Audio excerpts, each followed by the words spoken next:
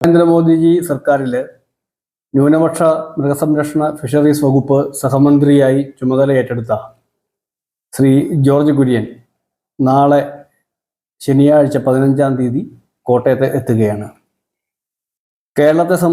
കോട്ടയത്തെ സംബന്ധിച്ച് ഏറെ സന്തോഷകരമായ ഒരു വാർത്തയാണ് BJPയുടെ പ്രവർത്തകർക്ക് ജോർജ് കുര്യന് മന്ത്രിസ്ഥാനം ലഭ്യമായതിലൂടെ കേൾക്കാൻ വേണ്ടി സാധിച്ചിരിക്കുന്നത്.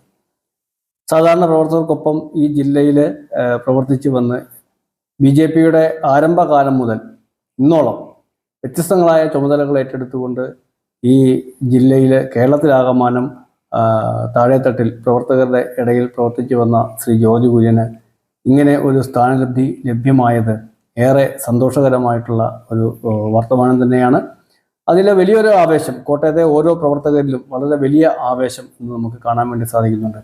അദ്ദേഹം സത്യപ്രതിജ്ഞ ചെയ്ത അന്നു മുതൽ ഇങ്ങോട്ട് നിരവധി ആളുകൾ വിളിച്ചിട്ട് അദ്ദേഹത്തിൻ്റെ പഴയ കാലം, അദ്ദേഹത്തിന് പണ്ട് സമരങ്ങളിൽ പങ്കെടുത്തതും അദ്ദേഹം ഓരോ പ്രദേശങ്ങളിൽ പ്രസംഗിക്കാൻ വേണ്ടി എത്തിയ കാര്യങ്ങളൊക്കെ തന്നെ വളരെ ആവേശത്തോടു കൂടി പറയുമ്പോൾ എത്രത്തോളം വികാരം ഈ ഒരു സഹമന്ത്രി സ്ഥാനം കോട്ടയത്തിന് ലഭ്യമായതിലൂടെ ഓരോ പ്രവർത്തകർക്കും ഉണ്ട് എന്നുള്ളത് നമുക്ക് കാണാൻ വേണ്ടി സാധിക്കുന്നുണ്ട്.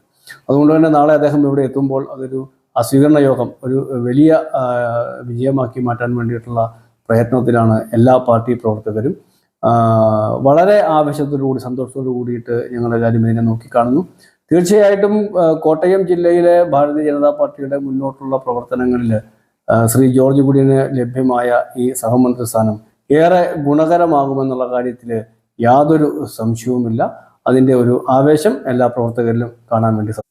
KPS മേനോൻ ഹാളിൽ വൈകിട്ട് 5 മണിക്കാണ് ശ്രീ ജോർജ് കുര്യൻ്റെ സ്വീകരണ യോഗം സംഘടിപ്പിച്ചിരിക്കുന്നത്. പാർട്ടിയുടെ സംസ്ഥാന അധ്യക്ഷൻ ശ്രീ K. സുരേന്ദ്രൻ സ്വീകരണ യോഗത്തിൽ പങ്കെടുക്കുന്നുണ്ട്. എല്ലാ പ്രവർത്തകരും 5 മണിയോടുകൂടി തന്നെ KPS മേനോൻ ഹാളിൽ എത്തിച്ചേരാൻ വേണ്ടിയിട്ടാണ് പറഞ്ഞിരിക്കുന്നത്.